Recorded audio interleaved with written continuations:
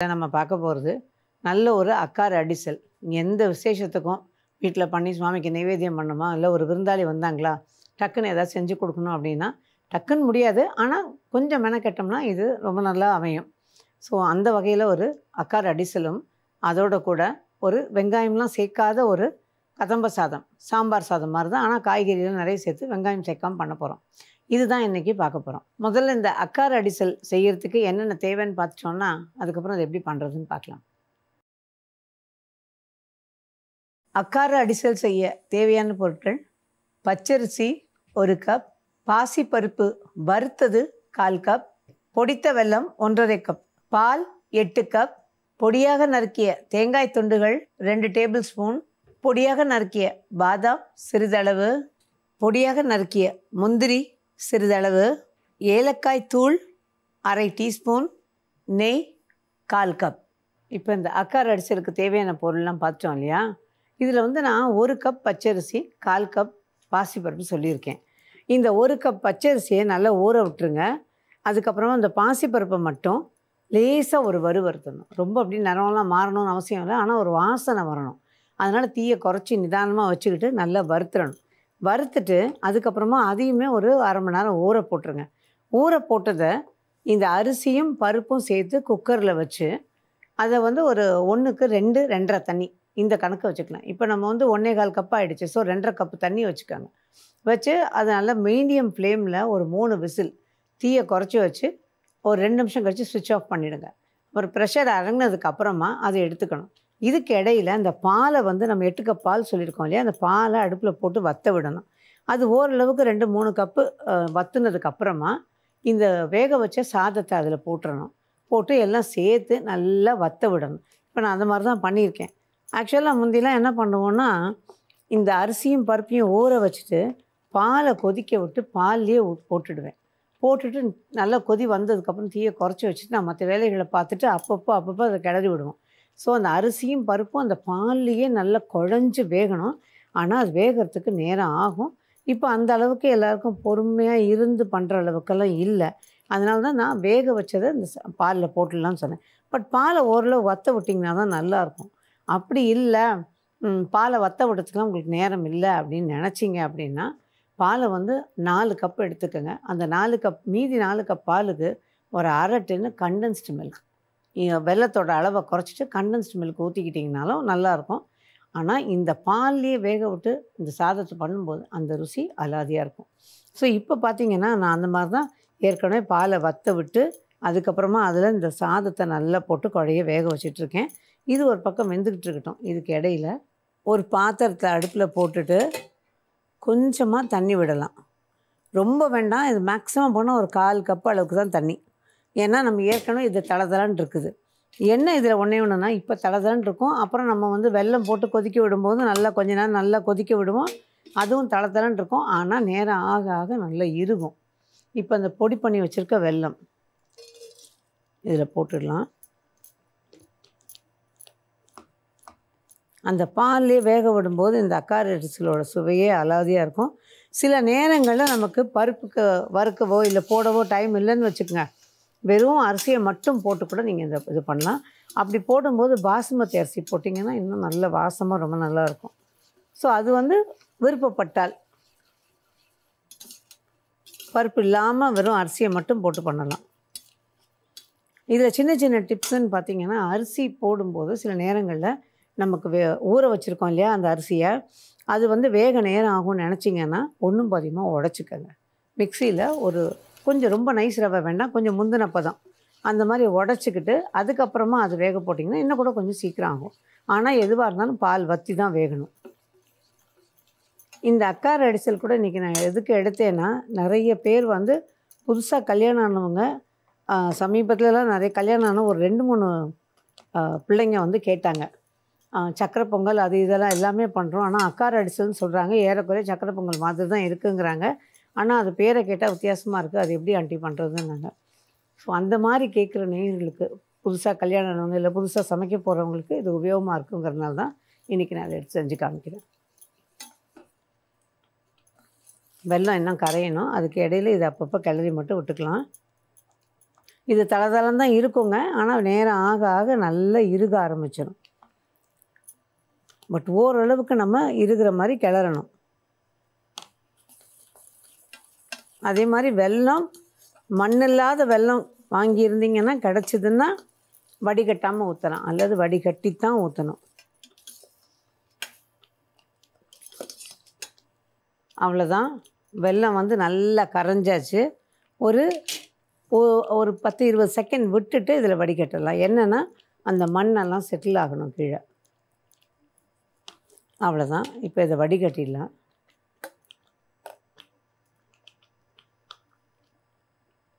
இன்னும் இனிப்பு நல்லா பிடிக்கும்னு நினைக்கிறவங்க இன்னுமே நீங்கள் வெல்லம் கூட இன்னும் ஒரு 1/2 கப் சேர்த்துக்கிறவங்க சேர்த்துக்கலாம். இது ஓரளவு ரொம்ப அளவான இனிப்போடு இருக்கும்.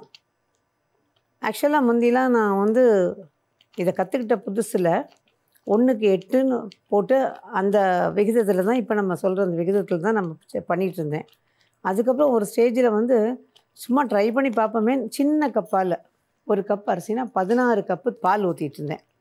அது வற்ற டைம் ஆகும், ஆனால் சரியான டேஸ்ட் இருக்குங்க அதில். பட் ரொம்ப நேரம் ஆகும் அது வற்றுறதுக்கு. அப்படியே ஒரு கோவா சாப்பிட்ட டேஸ்ட் இருக்கும். ஆனால் அதுக்கு பாசிப்பருப்பு சேர்க்க மாட்டோம், ஃபுல்லாக அரிசி மட்டும்தான், பாசுமதி அரிசி. அதுவுமே நல்லாயிருக்கும் உங்களுக்கு. இப்போ இதுக்கு இன்னும் கொஞ்சம் வற்றணும். அதை அடுப்புலேயே வற்றட்டும். வற்றுறதுக்குள்ளார நமக்கு அடுத்ததில் வந்து நம்ம வறுத்துக்க வேண்டிய ஐட்டம்லாம் நிறைய இருக்குது. அதை வறுத்து எடுத்துகிட்டு ரெடியாக வச்சுக்கலாம். இப்போ இந்த வெல்லம் ஊற்றிட்டு கொஞ்சம் அப்படியே சேர்ந்த மாதிரி வருது பாருங்கள். இது அவ்வளோதான். இந்த பக்கம் நம்ம வறுத்துக்கணும்னு சொன்னேன் இல்லையா, அதுக்கு ஒரு பேன் அடுப்பில் போட்டுடலாம்.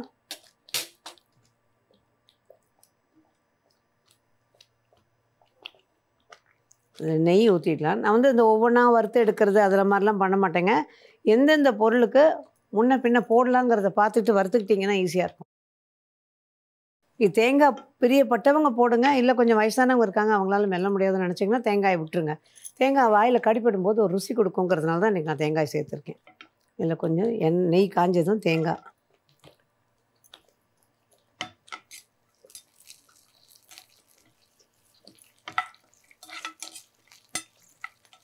தேங்காய் லேசாக நிறம் மாற ஆரம்பிக்கும் போது பாதாம் சேர்த்திங்கன்னா ரெண்டும் வறுபட கரெக்டாக இருக்கும். இப்போ பாருங்கள், இதில் நம்ம வந்து பாதாம் சேர்த்துக்கலாம். இந்த பாதாமும் ஆப்ஷனல் தான், வீட்டில் பாதாம் இருந்தால் சேர்த்துக்குங்க. ஆனால் இதுக்கு சேர்க்கும்போது ரொம்ப நல்லாயிருக்கும், அதனால தான் இதை சேர்க்கணும்னு சொன்னேன். அது அவரவரோட விருப்பம். வீட்டில் அந்த பாதாம் இருந்தால் சேர்த்துக்கோங்க, அல்லது வெறும் முந்திரி மட்டும் போதும். ஆனால் பாதாம் நல்லா வறுத்துட்டு சேர்க்கும் போதும் அதுவும் நல்ல ஒரு டேஸ்ட்டு கொடுக்கும். லேசாக இதுவும் வறுபடணும். இப்போ வந்து முந்திரி இதையும் போட்டு சேர்த்துடலாம். அதில் எல்லாம் ஒன்று போல் சேர்ந்து லேசாக நிறம் மாறும். பார்த்திங்கன்னா இப்போ பாதாம் மாறுது, தேங்காய் நல்லா மாறிடுச்சு. இனி முந்திரியும் லேசாக நிறம் மாறும். ரொம்ப மாறணும்னு இல்லை, லேசாக நிறம் மாறும். அந்த நேரத்தில் எடுத்தோன்னா கரெக்டாக இருக்கும். அவ்வளோதான். இதுக்கு நான் திராட்சை சேர்க்கலைங்க. எனக்கு திராட்சை வந்து அவ்வளோவா இதில் சேர்க்கறதுக்கு விருப்பம் இருக்காது. இது நான் வறுத்துட்டேன், எடுத்துட்டேன், இதை கொட்டிட்டேன். திராட்சை வந்து இது நல்ல இனிப்பாக சாப்பிட்டுட்டு இருக்கும்போது நச்சுக்குன்னு ஒரு பிடிப்பு தன்மை வாயில் கடிப்படும். அதனால் என்னமோ எனக்கு திராட்சை வந்து அவ்வளோவா இதுவாக இருக்காது. விருப்பப்பட்டவங்க சேர்த்துக்கலாம்.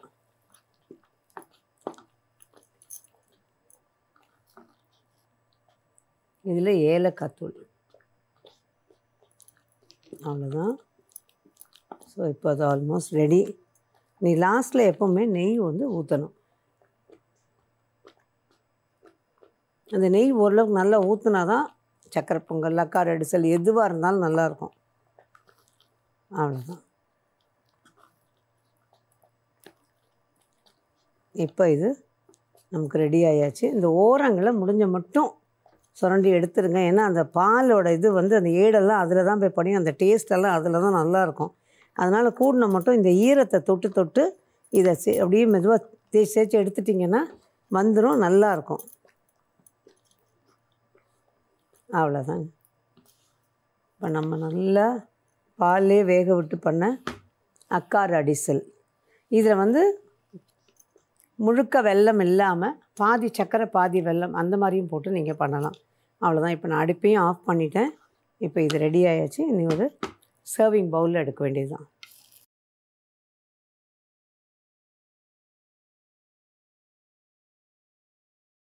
இப்போ நல்ல ஒரு மணக்க ஒரு அக்கார அடிசல் எப்படி பண்ணுறதுங்கிறத பார்த்தோம். செஞ்சும் எடுத்து வச்சாச்சு. என்னோட சின்ன ஒரு இது காம்பினேஷன் சொல்லணும்னா, இந்த அக்கார அடிசலை அப்படியே சாப்பிட்றத விட நல்ல ஒரு சூடாக வடை போட்டுக்கிட்டு வடையோடு தொட்டு சாப்பிட்டு பாருங்கள். அந்த டேஸ்ட்டே ரொம்ப வித்தியாசமாக இருக்கும். ஸோ நீங்களும் ட்ரை பண்ணி பாருங்கள். நல்ல ஒரு அக்கார அடிசல். அடுத்து இதோட நம்ம பார்க்க போகிறது கதம்ப சாதம். அதுக்கு என்னென்ன தேவை, எப்படி பண்ணுறதுங்கிறது பார்க்கலாம். கதம்ப சாதம் செய்ய தேவையான பொருட்கள்: பச்சரிசி 1 கப், துவரம்பருப்பு 1/2 கப், நன்கு பழுத்த தக்காளி 3, காய்கறிகளின் கலவை வேக வைத்தது 1 கப், வறுத்து பொடிக்க காய்ந்த மிளகாய் 10 அல்லது 12, தனியா 1 டேபிள் ஸ்பூன், கடலைப்பருப்பு 2 டீஸ்பூன், உளுந்து 1 டீஸ்பூன், வெந்தயம் 1/2 டீஸ்பூன், சீரகம் 1 டீஸ்பூன், பச்சரிசி 1 டீஸ்பூன். தாளிப்பதற்கு கடுகு 1 டீஸ்பூன், உளுந்து 1 டீஸ்பூன், பெருங்காயம் 1/2 டீஸ்பூன், புளி சிறிய நெல்லிக்காய் அளவு ஊற வைத்து கொள்ளவும், வறுத்த வேர்க்கடலை 1/4 கப், கருவேப்பிலை சிறிதளவு, உப்பு ருசிக்கேற்ப, எண்ணெய் 2 டேபிள் ஸ்பூன். இப்போ இந்த கதம்ப சாதத்துக்கு தேவையான பொருள்லாம் பார்த்தோம். இது முதல்ல வந்து ஒரு பொடி ரெடி பண்ணிக்கணும்.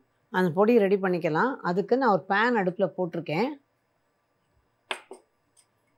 எண்ணெய் ஜஸ்ட்டு ஒரே 1 டீஸ்பூன், ரொம்ப வேண்டாம், 1 டீஸ்பூன் தான் ஊற்றிருக்கேன். இது காயறதுக்குள்ளார இது பார்த்திங்கன்னா, நான் வந்து 1 கப் அரிசி 1/2 கப் துவரம்பருப்பு சொல்லியிருந்தேன். இந்த துவரம்பருப்பையும் அரிசியும் நல்லா கழுவிட்டு தனித்தனியாக கழுவி தனித்தனியாக ஊற போட்டுறணும். ஊற போட்டுட்டு முதல்ல துவரம்பருப்பை ஒரு 1.5 டம்ளர் தண்ணியை ஊற்றி குக்கரில் ஒரு 2-3 விசில் விட்டு எடுத்துருவோம்.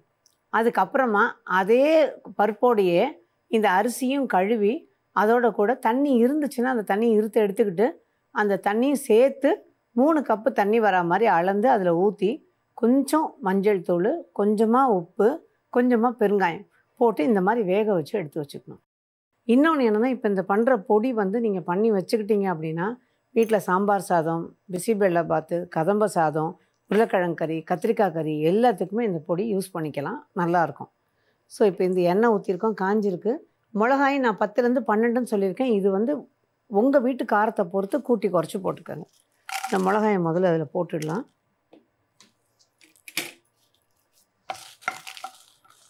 அதே மாதிரி காய்கறியும் என்ன பண்ணுவேன், நாட்டு காய்கறிகள் பெரும்பாலும் இந்த கேரட், உருளைக்கிழங்கு தவிர்க்க முடியாது. ஏன்னா நல்ல டேஸ்ட் இருக்கும், கலர் இருக்கும், எல்லாம் சேர்த்து. அதனால் அந்த உருளைக்கிழங்கையும் கேரட்டையும் இதோடு சேர்த்துக்கலாம். இந்த இதுக்கு பார்த்திங்கன்னா நான் 2 கத்திரிக்காய், சின்னதாக ஒரு முருங்கைக்காய் அல்லது பெருசாக இருந்தால் பாதி முருங்கைக்காய், 1 உருளைக்கிழங்கு, சின்னதாக ஒரு கேரட்டு, 6லேருந்து 8 பீன்ஸு, ஒரு 8-10 கொத்தவரங்காய், இது எல்லாம் தான் சேர்த்துருக்கேன். ஒரு 1/2 வாழைக்காய், இது எல்லாத்தையும் சேர்த்து கொஞ்சமாக ஒரு 1/2 கப் தண்ணி விட்டு கொஞ்சம் உப்பு போட்டு ஒரு விசில் விட்டு எடுத்து அதுவும் ரெடியாக வச்சுருக்கேன். ஏன்னா நமக்கு வந்து காய்கறிகள்லாம் வதக்கி விட்டு அதுவும் வேகணும். இது எல்லாத்தையும் சேர்த்து அதே டேஸ்ட்டில் வரணும், ஆனால் சீக்கிரம் பண்ணணும். அதுதான் இப்போ நம்ம நான் செஞ்சு காமிச்சிட்ருக்க ஒரு விஷயம். ஸோ ஈஸியாகவும் இருக்கும், உங்களுக்கு நல்ல டேஸ்டியாகவும் இருக்கும். இப்போ மிளகா வந்து லேசாக வறுபட்டுருக்கு இல்லையா, இதில் தீயை குறைச்சிட்டு தனியாவோட வாசனை அதிகமாக இருக்கணும். அதனால தான் தனியா 1 டேபிள் ஸ்பூன் சொன்னேன். தனியா 1 டேபிள் ஸ்பூனு, உளுந்து நல்ல ஒரு ருசி கொடுக்கறதுக்காக 1 டீஸ்பூன் உளுந்து, 1/2 டீஸ்பூன் வெந்தயம், சீரகம். இதில் கடலைப்பருப்பு போடணும்னு நினச்சிங்கன்னா கடலைப்பருப்பு போட்டு நீங்கள் பண்ணிக்கலாம். 1 டீஸ்பூன் 2 டீஸ்பூன் கடலைப்பருப்பு இருந்தால் நல்லா தான் இருக்கும். ஆனால் இது வந்து நல்லா நிறமும் மாறணும், வாசனை நல்லா வரணும். அப்படி வந்தால் தான் நம்ம போடுற இந்த பொடியோட ஃப்ளேவரும் டேஸ்ட்டும் இந்த சாதத்துக்கு நல்லாயிருக்கும்.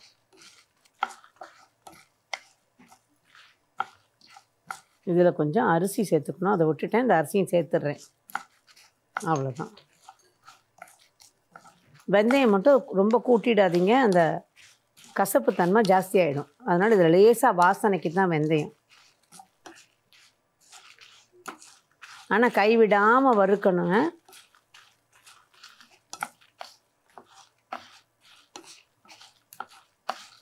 ஒரு பிளேட்டில் மாற்றிடலாம். கொஞ்சம் ஆறுனதும் நல்லா அதை பொடியாக அரைக்கணும். அதாவது ரொம்ப கரகரப்பாக கூடாது, பொடியாக அரைச்சிக்கணும், நல்லா நைஸாக அரைச்சிக்கணும்.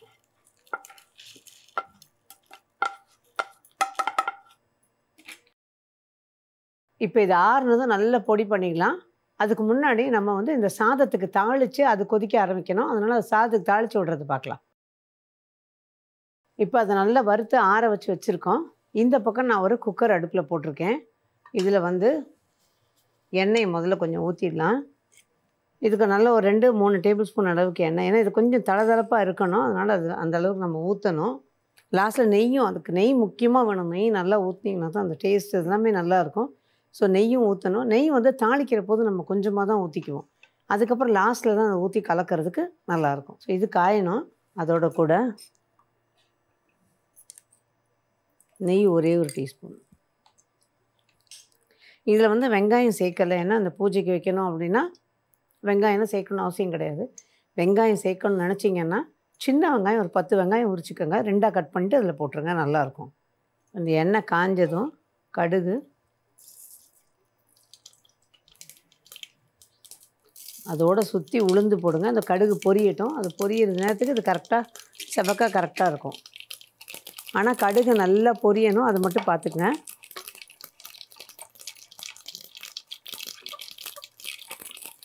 உளுந்து கரெக்டாக செவக்குது பாருங்கள். இந்த நேரத்தில் நம்ம இதை தக்காளி சேர்த்துடலாம்.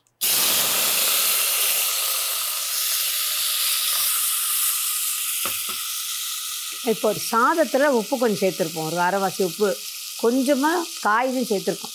மீதி உப்பை இதில் சேர்த்துடணும். ஓரளவு செக் பண்ணிவிட்டு பார்த்துக்கோங்க. அப்படி இல்லை அப்படின்னா நம்ம ஓரளவு கண்ணளவு தெரியும்னா எவ்வளோ போட்டால் சரியாக இருக்கணும், அந்த அளவுக்கு பார்த்துட்டு போட்டுக்கணும். இது உப்பு இதில் போட்டுக்கிறேன். அதோட பெருங்காயம் பத்தலைன்னா லாஸ்ட்டில் கூட போட்டுக்கலாம்.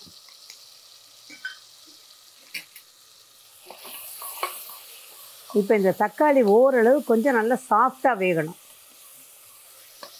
அதோட கருவேப்பிலை, இந்த காய்கறிகள்னு சொன்னேன் இல்லையா, அதில் வந்து நாட்டு காய்கறிகள் வந்து கத்திரிக்காய், வாழைக்காய், முருங்கைக்காய் இதெல்லாம் சேர்த்துருக்கோம், கொத்தவரங்காய்லாம். இங்கிலீஷ் காய்கறியை நம்ம கூட கொஞ்சம் சேர்த்துருக்கோம். அந்த இங்கிலீஷ் காய்கறியில் ஒரு காய்கறி பார்த்திங்கன்னா அதோட வேக வைக்கும்போது நான் சேர்க்க மாட்டேன். என்னென்னா இந்த குடமிளகா, இது வந்து இந்த சாதத்துக்கு ஒரு நல்ல ஃப்ளேவர் கொடுக்கும். ஆனால் அது சாதம் அந்த காய் வேகும்போது வேக வச்சிங்கன்னா அது குழஞ்சி உருதுறியாமல் போயிடும். அதனால் தக்காளி வதக்கும் போது இந்த குடமிளகாய் வதக்கிட்டிங்கன்னா நல்லாயிருக்கும். ஒரு அரை குடமிளகாய், சின்னதாக இருந்தாலே போதும், ஒரு அரை குடமிளகாய். சாதத்தோட ஃப்ளேவர் பார்த்திங்கன்னா உங்களுக்கு தெரியும் நல்லா. இதில் அந்த குடமிளகாயோட ஃப்ளேவர் வந்து இந்த சாதத்துக்கு. அதே மாதிரி இது க்ரன்ச்சியாக இருக்கணும், நறுக்குன்னு கடிப்படணும், மெத்துன்னு குழஞ்சி வேகக்கூடாது. பாருங்க, தக்காளி ஓரளவு கரைஞ்சி வெந்துருச்சு. இந்த மாதிரி வெந்துடணும். இது அவ்வளோதான். இப்போ சின்ன நெல்லிக்காய் அளவு புளி எடுத்து அதை ஒரு அரை கப் அளவுக்கு தண்ணியில் ஊற வச்சு கரைச்சி வச்சுருக்கேன். அதை இதில் ஊற்றிடுறேன். அதோட கூட ஒரு அரை கப்பு தண்ணி. அப்புறம் தேவைப்பட்டால் தண்ணி வந்து நம்ம கொதிக்க வச்சு சேர்த்துக்கணும். ஏன்னா இப்போ சேர்க்கும்போது காய்கறியிலையும் தண்ணி இருக்கும், அதையும் வேறு சேர்க்கணும். இப்போ காய்கறியை வேக வச்சு வச்சுருக்கேன் இல்லையா, நான் ஒரு விசில் கொடுத்துருந்தேன், இல்லைனா 2 விசில் கொடுக்கலாம். கொடுத்துட்டு இறக்கி ஒரு 10 செகண்ட் விட்டுட்டு மெதுவாக ப்ரெஷர் ரிலீஸ் பண்ணிடணும். அப்படியே விட்டுட்டிங்கன்னா அது ரொம்ப வெந்து போயிடும். அதனால் அந்த இதுவாகவும் சாஃப்டாகவும் இருக்கணும், அதே சமயம் வெந்திருக்கணும், அதே சமயம் அது ரொம்ப குழைவும் கூடாது. ஸோ 2 விசில் கொடுத்து ஹை ஃப்ளேமில் தீயை அதுக்கப்புறமா இறக்கி வச்சு ப்ரெஷர் அடங்கிறதுக்குள்ளார மெதுவாக ப்ரெஷர் ரிலீஸ் பண்ணிட்டு ஓப்பன் பண்ணுறேங்க. இப்போ இதையும் இதோடு சேர்த்துருவோம். இந்த சாதம் பண்ணுற அன்றைக்கி நான் வந்து வெறும் அப்பளம், வத்தல், வடாம் அந்த மாதிரி தான் பண்ணிப்பேன். ஏன்னா நல்ல காய்னா இதில் வந்துருச்சு, தனியாக ஒரு பொரியல் தெரியல அந்த மாதிரிலாம் கிடையாது. ஸோ அவ்வளோதான். இது இன்னும் கொஞ்சம் கொதிக்கட்டும், ஒரு 2 நிமிஷம் கொதிக்கணும். இப்போது இதை கொதிக்கிது பாருங்கள். இதை அப்படியே அதிகப்படியான தீயில் கொதிக்க விட்டோம்னா தண்ணி வற்றிடும். அதனால் தீயை கொதிக்க ஆரம்பித்தோன்னு தீயை குறைச்சிட்டோம். இந்த பக்கம் நம்ம வந்து தண்ணியை வந்து அடுப்பில் போட்டுக்கலாம். ஏன்னா நமக்கு வந்து இவ்வளோ தான் தண்ணி ஊற்றணும் அப்படிங்கிறது தெரியாது. சில நேரங்களில் கூட குறைய இருக்கும். அதனால் தண்ணியை கொதிக்க வச்சு இந்த பக்கம் வச்சுக்கலாம். அதுக்கப்புறம் சாதம் கலக்கும் போது தேவைப்பட்டால் தண்ணி சேர்த்துக்கலாம். இப்போ அந்த பொடியை அரைச்சிட்டு வந்துடலாம். இப்போ இந்த பொடியை அரைச்சாச்சு, பொடி ரெடி ஆயிடுச்சு. இந்த பக்கம் வந்து அது நல்லா கொதிச்சிட்ருக்கு. நான் குறைச்ச தீயிலே வச்சு தான் கொதிக்க விடுறேன். ஸோ அது கொதிச்சிட்ருக்கு. இப்போ பொடியை இதில் சேர்த்துருவோம்.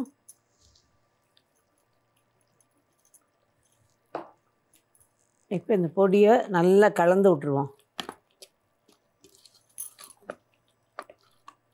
இப்போ இந்த சாதத்தை கொஞ்சம் கொஞ்சமாக இதில் நம்ம சேர்த்துக்கணும். மொத்தமாக சேர்த்திங்கன்னா இது கொஞ்சம் வேக வச்சு டைம் ஆச்சு இல்லையா, அதனால் கட்டி கட்டியாக நிற்கும். அதனால் கொஞ்சம் கொஞ்சமாக சேர்த்துட்டு அதை நல்லா கலந்து விட்டு சேர்த்திங்கன்னா அதை கட்டி தட்டாமல் இருக்கும்.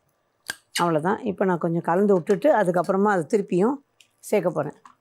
மொத்தமாக கொட்டிட்டிங்கன்னா உங்களுக்கு கிளறது கஷ்டம். அப்போவே தண்ணி பத்தலை பாருங்கள். அதனால தான் நம்ம முதலே ஊற்றிட்டோம்னா சில நேரங்களில் தண்ணி கூடி போயிடும். அதனால் அதுவும் கஷ்டம். ஸோ இப்போ இந்த தண்ணி கொதிக்கிற தண்ணியில் கொஞ்சம் சேர்த்துக்கலாம். இல்லை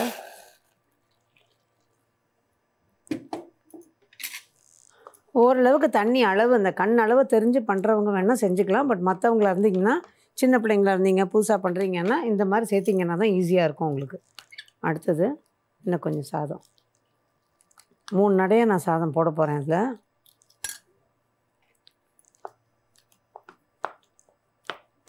இது சில நேரங்களில் என்ன பண்ணுவேன், இந்த மாதிரி நல்லா கலந்ததுக்கப்புறம் குக்கரை மூடி மிதமான தீயில் ஒரு விசில் விட்டும் எடுத்துறேன். அப்படியும் பண்ணலாம். அப்போ உங்களுக்கு எல்லா காய்கறியும் நல்ல இதுவாகும். ஆனால் இன்னும் கொஞ்சம் சாஃப்டாகிடும் காயெல்லாம்.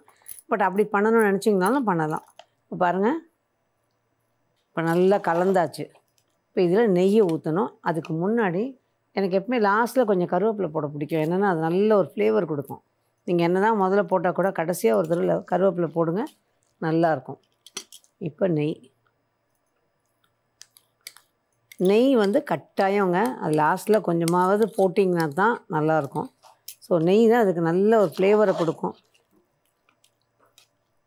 வறுத்த வேர்க்கடலை, இந்த வறுத்த வேர்க்கடலை பற்றி சொல்லணும்னா லாஸ்ட்டில் நீங்கள் வந்து அந்த வறுத்த வேர்க்கடலை போட்டு பரிமாறுறதுக்கு முன்னாடி போட்டுட்டு பரிமாறினீங்கன்னா நறுக்குன்னு அங்கங்கே கடிபடும்போது இந்த கிறிஸ்பியாக ரொம்ப நல்லாயிருக்கும். இந்த வேர்க்கடலை இல்லை அப்படின்னா வீட்டில் கொண்டக்கடலைலாம் வச்சுருக்கோம். இதை பண்ணணும்னு முடிவு பண்ணியிருந்தீங்கன்னா அந்த கொண்டக்கடலையும் வேக வச்சு அதை வந்து இதோட லாஸ்ட்டில் சேர்த்திங்கனாலும் நல்லாயிருக்கும். ஸோ இன்றைக்கி நான் வந்து வேர்க்கடலை சேர்த்துக்கிறேன். இல்லை ரொம்பவும் போட்டுற வேண்டாம். அதே மாதிரி காயும் ரொம்ப ஜாஸ்தி இருந்ததுன்னு வச்சுக்கோங்க, ரொம்ப காயாக தெரியும். இப்போ இது மொத்தத்தில் ரெடி ஆயாச்சு. அவ்வளோதான். இப்போ வந்து ஒரு நல்ல ஒரு சர்விங் பவுல் எடுத்துடலாம்.